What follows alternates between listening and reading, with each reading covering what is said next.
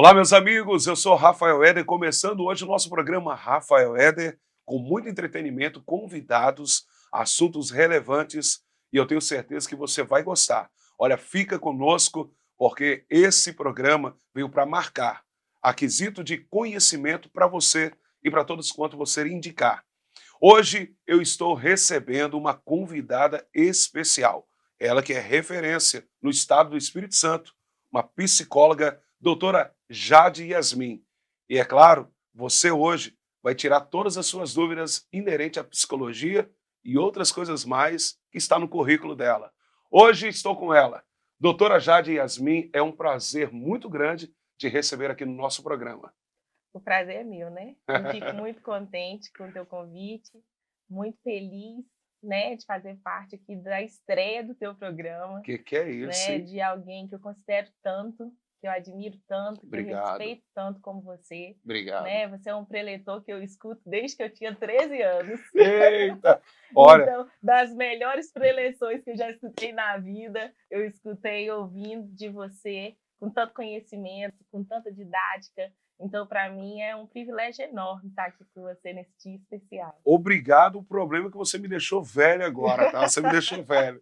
Não, você começou cedo.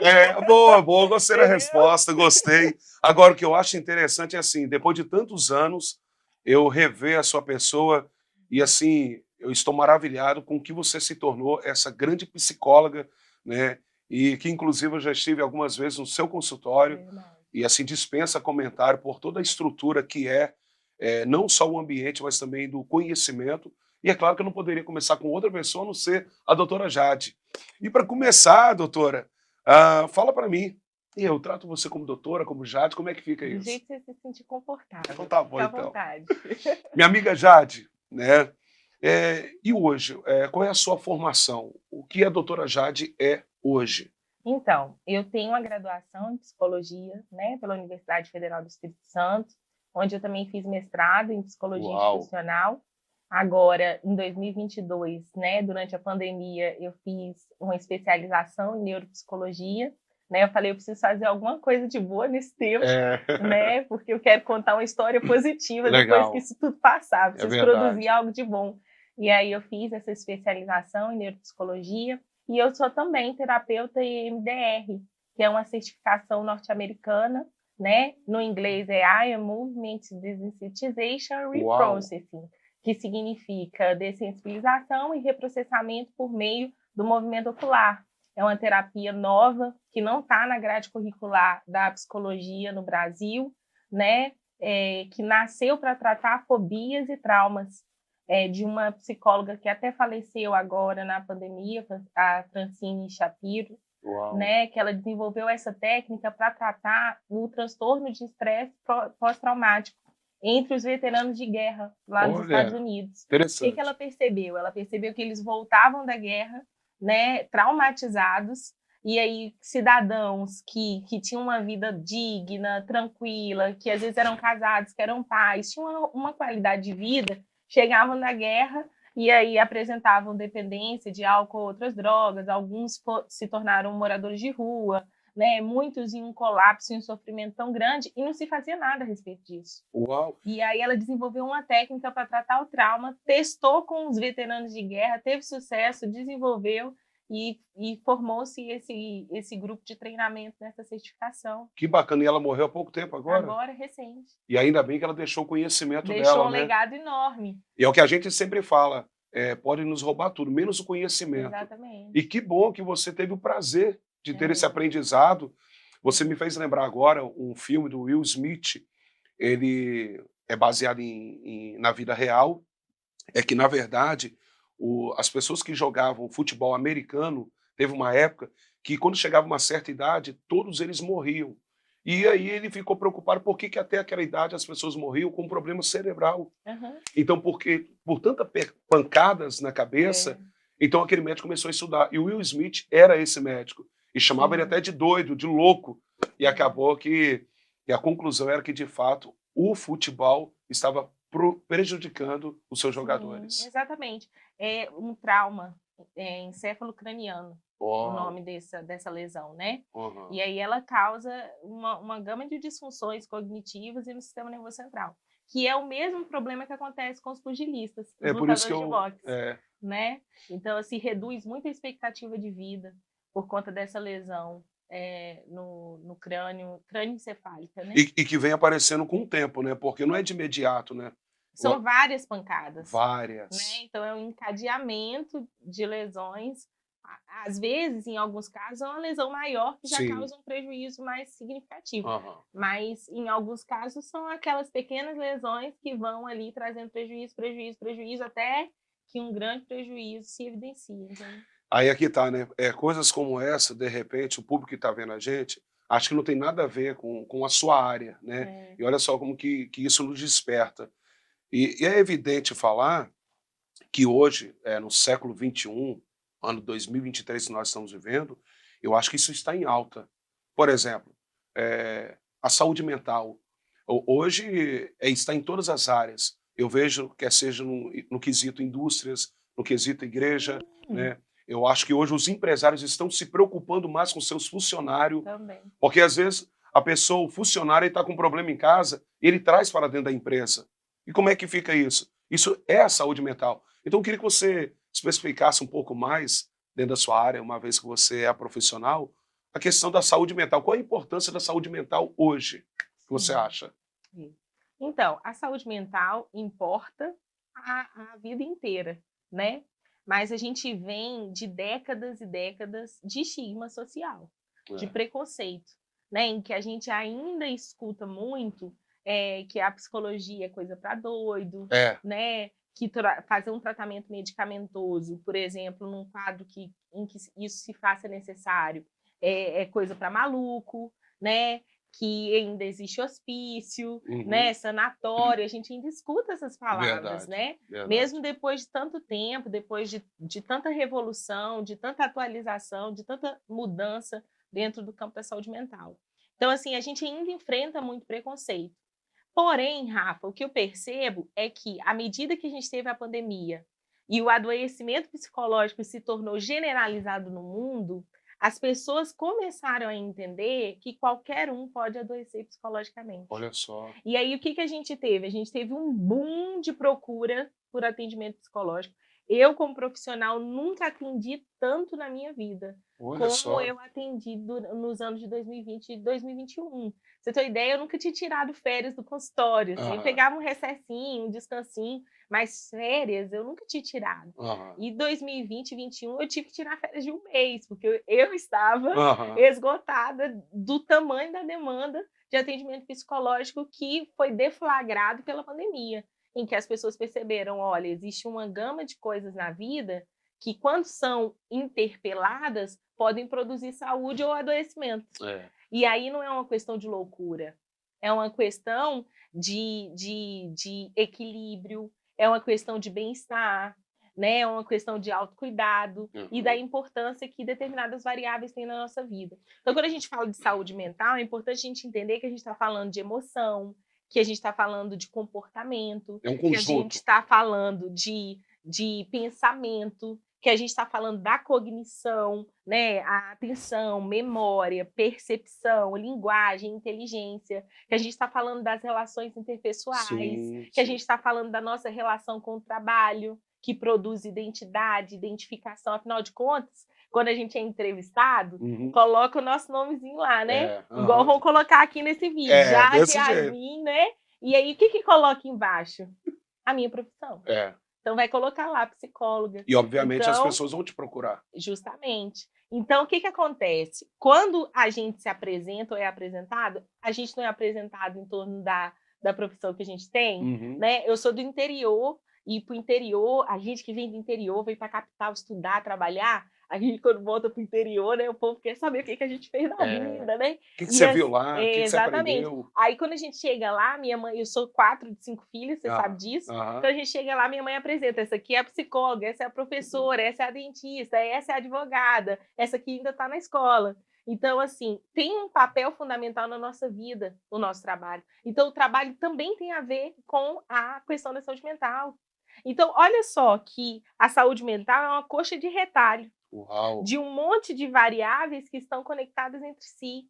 Daí a gente precisa pensar não como causas e consequências, mas tentar pensar como uma rede a saúde mental, que é cheia de pontos nodais e que tem conexões de várias partes. Então, sou eu, o outro, a sociedade e tudo que nos interpela.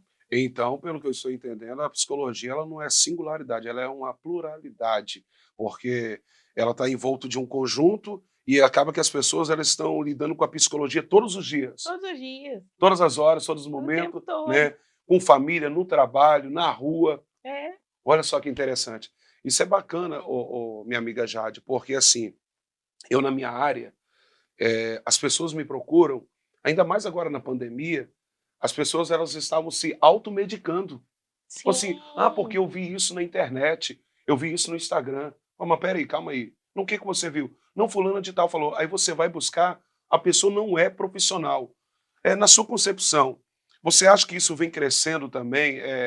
Isso está colaborando também para que as pessoas vão ficar cada vez mais doentes? O que você acha? Você tocou num assunto bastante importante agora. É. Eu recebi um caso no consultório que se traduz nisso, inclusive. Chegou para mim uma paciente com alteração de sono, né, dormindo só à base de medicação, sofrendo surtos de agressividade bastante agudos, Olha. um sofrimento implacável, uma dor que ela não conseguia descrever e também que não conseguia construir um nexo com o evento, A idade a dessa pessoa. memória prejudicada, Hum. sem conseguir lembrar, a linguagem, a verbalização prejudicada, a atenção prejudicada, capacidade de resolver problemas prejudicada, de uma forma tal que eu não consegui construir com ela uma ficha de anamnese que eu construo com os pacientes no primeiro atendimento, porque ela não conseguia processar as minhas perguntas, Uhum. ela não conseguia responder as minhas perguntas, por conta do prejuízo cognitivo que ela estava apresentando. E essa pessoa era nova, a idade Uma dela? idade aí numa faixa etária de uns 30 anos. Olha só. E aí, alguém que estava alucinando também, e com dificuldade de sair de casa, dificuldade de se relacionar com outras pessoas, e com uma sensação de uma iminência de um risco, né, de que alguma coisa ruim vai Poderia acontecer acontecer. a qualquer momento. Daí, quando eu fiz a investigação do quadro, eu percebi que essa pessoa foi medicada de forma equivocada, né, tomando várias medicações que não tinham uma prescrição para o quadro de maneira assertiva e efetiva, medicações que não podem interagir entre si, a gente chama de interação medicamentosa, quando a gente vê uma interação que não pode e que pode causar prejuízo, trocando por miúdos, Sim. né? Uhum. Para a gente embalar, o quadro psicológico e psiquiátrico que ela estava apresentando foi por conta da medicação. Olha. Né? Então, às vezes, as pessoas, com vistas a combater uma crise de ansiedade, uma dificuldade de dormir, que é o campeão das medicações equivocadas, se intoxica com a medicação a nível de ter um quadro psiquiátrico complexo, né? Que foi causado por uma intervenção equivocada, desnecessária e de alguém que não estava preparado tecnicamente para fazer. Então, assim, eu brinco lá no Instagram, falo, gente, medicação não é jujuba, não é self-service, né? Que você pega e você faz o que quer. As pessoas usam muita medicação também para dormir por conta própria, usando classe de medicamento ansiolítico que podem causar prejuízos cognitivos. Eu vejo pessoas tomando medicação que não pode ser associada também a álcool e outras drogas. A pessoa toma uma medicação por conta própria, chega no final de semana, ainda faz uso da bebida alcoólica, entra, às vezes, num surto psicótico, às vezes, numa crise suicida, por causa da interação dessas substâncias químicas. Então, é muito perigoso. O que eu vejo é que hoje as pessoas elas estão se automedicando. Hoje tem o Dr. Google, né? Eu estou com uma dor de cabeça, vou ver o que é. E pode ser, de fato, um leque, né? Inúmeras importâncias pode ser provocado aquela dor de cabeça. Às vezes é porque a pessoa não usa o óculos, às vezes é porque a pessoa não dormiu direito, mas não, ela vai lá e se medicando. Agora, outro fato interessante, eu queria falar um pouquinho sobre a questão da família, porque eu vejo que na minha área, alguns problemas que a gente está lidando hoje, elas não são provenientes do agora, mas lá de trás. Uhum. E na sua concepção, assim, dentro da sua área, você acha que de fato, hoje, com essa demanda muito grande, a família, eu acho que ela vem se deteriorando, né? A questão da família, pai, mãe, filhos, né? E está havendo um problema muito grande que acaba que os filhos hoje não estão sendo criados de fato com os pais, né? Porque o pai hoje, antigamente, vamos colocar 20 anos atrás, o pai era que trabalhava e a mãe ficava em casa cuidando dos filhos, correto? Né? Ela ficava em casa. Hoje, a mulher, ela, como hoje, a doutora Jade está aqui, é uma psicóloga com um currículo muito vasto. Então você imagina hoje que tem uma mãe que ela está trabalhando, o pai está trabalhando, e os filhos? Na sua grande maioria, eles estão na escola. Mas hoje nós temos também um grande problema, que às vezes que aquela construção da educação do pai e da mãe, ela é desconstruída na escola. Então eu acho que às vezes problemas que a criança ela vai tendo na sua infância.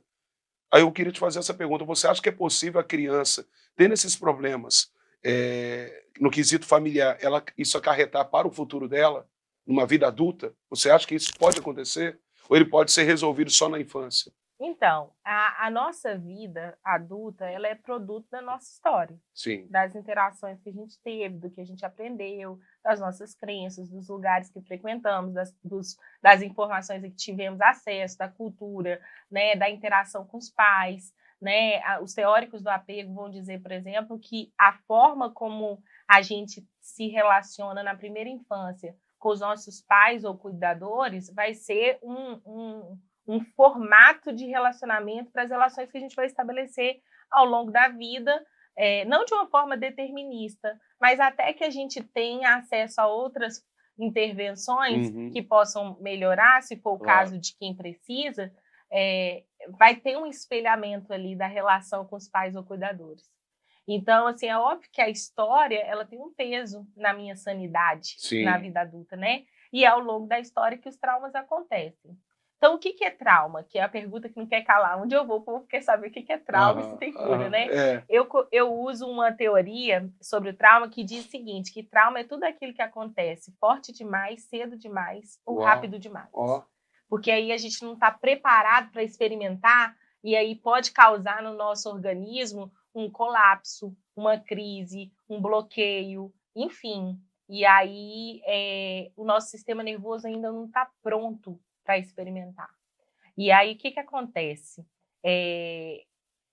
A família, ela não é necessariamente um fator de proteção, você sabe disso. Sim, claro, né? claro. A gente sabe que em alguns lares, a família é um fator de proteção, é um lugar de refúgio, é um lugar de desenvolvimento, que favorece o desenvolvimento da criança biológico, né? Fisiológico, a maturação do corpo, dos sistemas, e também psicológico, né? Mas a gente sabe que em algumas famílias isso não acontece. Pelo contrário, às vezes aquela família é justamente o espaço onde os traumas acontecem. Seja por negligência, seja por falta de assistência, seja por conta de uma violência que se estabeleça de algum modo. A gente sabe que a violência doméstica tem um índice bastante aumentado. Nosso estado é campeão de violência doméstica, violência contra a mulher. E eu costumo dizer que onde tem violência contra a mulher, tem violência contra a criança, né? Porque o cidadão que agride a companheira, ele agride também as crianças, né? A pessoa que chega bêbada em casa, que não é o único tipo de perfil de agressor, mas estou dando um exemplo, a pessoa que chega alcoolizada e agride um na família, ele agride todos. Não agride, ele não seleciona, vou agredir só esse aqui. Minha amiga. Então, a gente tem um espaço, às vezes, na família, que é um lugar de sofrimento, de trauma atrás de trauma, atrás de trauma, atrás de trauma. Então, a família tem um papel importante que é funcional, que é esse de nutrir, de guardar, de proteger, de ensinar e de favorecer o desenvolvimento. A gente sabe que isso não acontece em todas as casas, lamentavelmente. Quando isso não acontece, aí a gente tem um campo de vulnerabilidade. E aí a gente tem crianças vulneráveis a eventos traumáticos. A pergunta que fica é o seguinte, com todo esse quadro que você pintou agora, é reversível ou irreversível? Você, O trauma, né? essa questão do trauma, você acha que tem como reverter isso ou você acha que é irreversível? Ou tem que ficar à base de tratamento? Como é que é isso? Por muito tempo acreditou-se que trauma não tinha cura, né? Exato. Felizmente, hoje a gente sabe que tem, graças a Deus, né? A gente tem aí a psicologia clássica, que já trabalha com isso. A gente tem também terapias mais recentes, como essa que eu te falei, do Sim. MDR, que nasceu especificamente para tratar trauma. Tem outras também específicas de trauma, que são terapias breves. E é isso que eu acho mais fantástico, sabe, Rafa? Porque o trauma ter cura já é uma notícia maravilhosa. Verdade. E aí a gente tem uma técnica breve, poxa, você poder proporcionar para a pessoa a cura de um trauma. Sim. E ela poder seguir a vida dali para frente, podendo caminhar sem carregar consigo aquela dor, aquele sofrimento que acompanhou ela a vida inteira. Verdade. É sensacional. Verdade. Né? Então, assim, a gente tem cura. Tem várias técnicas para isso, com prazos diferentes, com modus operandi diferentes, mas graças a Deus tem cura. E isso é muito importante porque os traumas, eles são, muitas vezes, a porta por onde se deflagra determinados transtornos mentais. Então, quando você tem um evento traumático, você tem ali a possibilidade de ser deflagrado conforme variáveis genéticas, predisposição genética, né, hereditariedade, às vezes o próprio contexto social, a própria história clínica preliminar do paciente. Você tem um campo favorável para que se estabeleça um determinado transtorno, um transtorno de estresse pós-traumático, por exemplo, ou outros tantos, né? Um transtorno depressivo, por exemplo. Então, assim, quando a gente cuida do trauma, a gente está prevenindo o estabelecimento de determinados transtornos e muitas vezes a gente está fazendo um caminho de cura dos transtornos que tem cura. Verdade. Porque não só o trauma tem cura, alguns transtornos também. Né? Tem transtorno de humor, tem transtorno de personalidade. Então, a gente vai ter aí transtornos que têm cura, transtornos que não têm cura. Mas até os que não têm cura, felizmente, tem tratamento psicoterápico e alguns deles tratamento medicamentoso, que à medida que a pessoa faz o seu tratamento ao longo da vida, ela tem qualidade de vida. Verdade. E ela vive muito bem, obrigada. Sim. Né? O que a gente precisa entender é que a saúde mental, assim como a saúde do corpo, né, ela tem suas patologias, mas não é impossível viver com elas. Pelo contrário, é possível viver e viver bem apesar delas. Sim. A pessoa que tem diabetes, ela não precisa fazer um tratamento para o resto da vida, Sim. porque é uma doença crônica. Show! É um tratamento, ela está viva, ela está feliz, ela está podendo realizar seus sonhos, construindo sua família, tendo um desenvolvimento na sua carreira. A pessoa que tem uma pressão alta, ela não precisa tomar uma medicação também para o resto da vida. Sim. Então, por que a gente carrega como peso o tratamento? Né? Quando, na verdade, o tratamento é o meio pelo qual eu vou viver. O tratamento é uma afirmação da vida. Então, eu te pergunto, você tem um marca-passo. Se você não usar o marca-passo, você tem a mesma expectativa de vida se você utilizar? Não. E para você é um peso usar o marca-passo? Não, de forma então, pronto. O tratamento é um privilégio. Olha só. Que nos concede a vida e qualidade de vida. Então, a gente precisa olhar com esses olhos. Né, de que à medida que eu me trato, eu aumento minha expectativa de vida, a qualidade de vida que eu vou ter, eu vou estar disponível para amar e ser amados e para viver aquilo que está reservado para mim. Olha só, tá sendo um boom de informações aqui para mim, Jade. Sinceramente, olha, eu tô saindo aqui um psicólogo agora, eu tô com todas as informações. Gente, então tá aí. Apesar de muitos acharem que procurar um psicólogo é porque está louco, está doido, não, negativo. Isso tem a ver de ser feliz, isso tem a ver com saúde mental, de você estar bem consigo mesmo, que é o primordial. E é interessante isso, porque às vezes nós não estamos bem conosco, então com a gente mesmo é o mandamento, né? Você amar o outro como a si mesmo. Então primeiro se ame. E olha, procurar um psicólogo, tudo isso é formação que ela está dando para a gente. E que tal você agora pontuar? Em algum momento eu acho que você se viu aí, todas essas informações da minha amiga doutora Jade. Doutora, Olha, eu vou ficar o dia todo com a senhora aqui hoje, hein, porque Fica à é vontade. muita informação. Que é isso? Gente, essa é a doutora Jade Yasmin.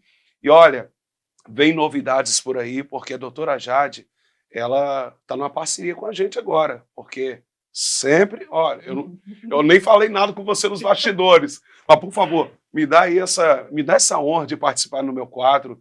Que tal? E aí, doutora Jade, com perguntas, informações, podemos fechar essa parceria? Minha disposição será a sua. Fisguei ela agora! Nem conversei com ela. Falei assim, não, é muita informação, o que é isso? E ó, informação é ouro. Obrigado, doutora Jade, Imagina. tá, pelo seu carinho, esse bate-papo gostoso, foi maravilhoso. E olha, eu acho que amanhã eu vou lá no seu consultório, tá? Pelas algumas coisinhas que eu vou lá tomar um cafezinho, eu tô precisando de uma saúde mental aí, algumas coisas, né? E olha, isso faz parte da nossa vida. E a doutora Jade, como você viu, nós vamos colocar aqui o endereço dela, o Instagram dela. Eu tenho certeza que você vai gostar, porque hoje é uma referência no estado do Espírito Santo. E, doutora Jade, eu queria que você deixasse hoje, minha amiga, uma palavra, né, para as pessoas que estão nos vendo agora, que de repente você apontou tantos problemas existentes e contemporâneos hoje na sociedade. E eu queria que você convidasse as pessoas para, de fato, conhecer esse mundo da psicologia, Sim. entende? Porque hoje são tantos problemas, os mais variados, e às vezes as pessoas estão estagnadas e elas vão se deteriorando com todos esses problemas, sendo que esse problema tem cura, esse problema tem jeito. Sim. Eu queria que você deixasse uma palavra para o meu público. Justamente, assim, eu gosto muito de tratar, Uhum. Rafael, a perspectiva assim, do quadro da saúde mental a partir de 5 indicadores. Uau. É um negócio que eu desenvolvi lá na minha experiência clínica, né? Que eu percebi que quando essas coisas estão alteradas, elas estão me sinalizando que algo de errado não está certo. Sim. E aí, quando algo de errado não está certo, eu preciso fazer alguma coisa em relação a isso. Então, qual é o primeiro indicador? O primeiro indicador é o sono. O sono. Se o meu sono é regular ou não. Se eu tenho dificuldade de dormir quando deito. Interessante. Né? Se quando eu deito, começo a dormir, eu acordo algumas vezes ao longo da noite. Né? Se o meu sono é curto, se é um sono mais longo. Porque o sono tem uma relação direta com a saúde mental. Por quê? Porque é durante o sono que a gente processa as informações de tudo que a gente viveu. Olha só. Então, a consolidação da memória se dá no sono REM, que é o sono mais profundo, quando a gente está dormindo. Se eu não entro no sono REM, o que acontece? Vai acumulando ali as minhas informações que precisam ser imputadas para o meu sistema nervoso. E aí é onde, geralmente, o trauma fica, que é uma lembrança negativa que não foi processada, ou não foi processada adequadamente, ou de forma adaptativa. Então, o que a ciência vai dizer para a gente hoje, já as neurociências? Que a pessoa que tem fragilidade no sono, ela tem maior probabilidade de adoecer psicologicamente. Olha! Essa já é uma constatação aí bastante importante para a gente. Ainda bem que eu estou dormindo bem. Ainda bem. Depois dos 40, então, virei vovô. O segundo indicador que eu gosto de considerar é o apetite. Né? Se ele está regular, se ele está aumentado, se a pessoa está com um quadro que a gente chama de inapetência, né? Ela não sente fome, não consegue se alimentar, ou se ela está com o apetite aumentado, se ela está com o apetite muito aumentado, que é o que a gente vai chamar aí, de repente, de uma alimentação compulsiva. Então, isso também vai dizer para mim do quadro desse paciente. Outro indicador que eu gosto de considerar é a disposição ao longo do dia. Quão disposta eu me sinto ao acordar? Quão disposto eu me sinto quando eu olho para a minha agenda e eu vejo tudo que eu preciso fazer? Né? Se eu consigo chegar no final do dia inteira, né? Fiz tudo, estou com cansaço normal, mas não é aquele cansaço acumulado, né? De dias, de meses, de anos. Aquele cansaço crônico. É um cansaço normal, vou dormir, reparou, amanhã eu estou de boa. Agora, outra questão que é importante também é o humor. Uau. Né? Será que esse humor varia ao longo dos dias? Será que esse humor varia com facilidade? Será que esse humor varia no mesmo dia? Olha só. Como que são sensíveis esses indicadores. Dá pra gente fazer um quadro com cada um deles. Bacana.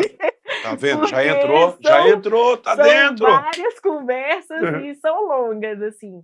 Mas aí, se esse humor varia e eu tenho reações que a gente chama de desproporcionais.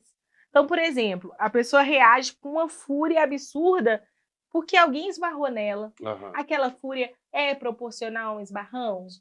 É Verdade. proporcional a uma fila que demorou um pouco? Uhum. É proporcional a uma buzina que deram na gente no trânsito? Interessante, né? Né? Aham. Se ela não é proporcional, ela está remetendo a uma história. E aí a gente precisa investigar. Né? Bacana, bacana. Outra coisa que eu acho importante, por fim, é a questão da relação interpessoal. Se eu tenho dificuldade de me relacionar com pessoas, se eu tenho dificuldade de interagir, se eu tenho, se tem dificuldade com confiança, Uhum. ou se muitas vezes é o contrário, não avalia bem, sai interagindo com tanto de gente, confiando demais, se expondo demais, tá entendendo? Verdade. Então, assim, a forma como interage com as pessoas, seja no isolamento, seja numa exposição acentuada, também vai me dizer sobre o grau de avaliação do sujeito naquele momento. Então, assim, o recado que eu deixo para você que está nos assistindo é, considerando esses 5 indicadores, você percebe que as coisas vão bem ou que algo de errado não está certo, né? Porque quando é que a gente procura por uma ajuda psicológica, né? Por uma ajuda profissional? Quando a gente percebe que a gente está na iminência de um adoecimento, de preferência, porque daí a gente faz um trabalho que é preventivo, é muito melhor, né? Ou quando a gente viu que o adoecimento já se instalou, né? Esses são geralmente os quadros em que se procura mais. Pode-se procurar para promover saúde? Também, para autoconhecimento, para se desenvolver, né? Para se conhecer melhor, para tomada de decisão, para desenvolvimento de carreira, para um tanto de coisa. Sim. Agora, em termos de saúde, quando a gente vê que o adoecimento está à porta, ou que ele já se instalou, a gente está falando de um quadro que precisa de uma atenção especial, que não dá para deixar para depois, não dá para procrastinar, não dá para terceirizar, não dá para esperar que alguém faça por nós, ou que a ajuda bata na nossa porta. A gente precisa ter um compromisso com a gente, né? A gente precisa ter autorresponsabilidade. Verdade. E buscar ajuda profissional. E se a gente perceber que a gente não consegue fazer isso sozinho, é importante que a gente tenha alguém em quem a gente confie, pra gente falar assim, pega na minha mão, me ajuda a marcar, vamos lá comigo, fica na recepção, me espera, porque sozinho eu não vou dar conta. O importante é pedir ajuda. E aí você pode me dizer assim, Jade, mas eu não tenho esse problema, não estou passando por essa situação, então não é para mim essa fala. Aí eu te pergunto, tem alguém do seu lado? Alguém com quem você trabalha, um familiar, o seu cônjuge, seu namorado, né? Enfim, alguém com quem você convive, que está do seu lado, dando sinais de adoecimento, de repente. Então, aquele que não precisa da ajuda profissional, não precisa buscar, eu falo, ofereça. Ofereça. Né? Ou você busca ou você oferece. Isso mas é ajuda profissional, né, Rafael? Claro. Não é qualquer ajuda, não é né? qualquer ajuda. A gente precisa entender que existe todo um aparato técnico, né, para dar conta desses fenômenos, né? E não é com achismos que essas coisas se resolvem, né? Elas se resolvem com uma estrutura científica e profissional que a gente, como profissional formado, né, tem condição de oferecer. Eu, sinceramente, eu acho que é primordial hoje, né, o mundo que nós vivemos, de fato, procurar e sentar com a psicóloga, pontuar algumas coisas, porque em algum momento a gente vai precisar, em algum momento. Mas já que você não precisa, de repente, seja solidário, né? Ajuda quem precisa. Eu digo sempre que existe, hoje está em alta a questão do network. Né? Às vezes você é a porta da chave que eu tenho e eu sou a chave da porta que você possui. Né? E assim a gente vai construindo. Né? Doutora Jade, muito obrigado. Tá? Quero dizer de antemão que eu estou maravilhado porque você está inaugurando o nosso programa e eu acho que assim foi de suma importância e agora em fechando essa parceria que você vai ajudar muita gente que está em casa agora, tá? E, inclusive vai estar aqui embaixo o endereço do programa, você pode entrar aí, por gentileza. Você vendo esse quadro, esse momento de bate-papo gostoso com a doutora Jade, coloca aqui, de repente você tem uma pergunta, coloca aqui nos comentários que a equipe técnica vai pegar as perguntas, vai passar para mim, nós vamos costurar junto aqui essa ideia maravilhosa. Doutora, muitíssimo obrigado, tá? Olha, foi de grande relevância e de muita importância Que nosso Papai do Céu continue te abençoando, te honrando, Amém. te sustentando, Amém. e que você venha continuar aí fazendo esse belíssimo trabalho, que também é de ajudar pessoas. Com certeza. Eu acho que todos nós, quando viemos para essa terra, nós viemos com um propósito. E o Verdade. primordial dele é ajudar pessoas.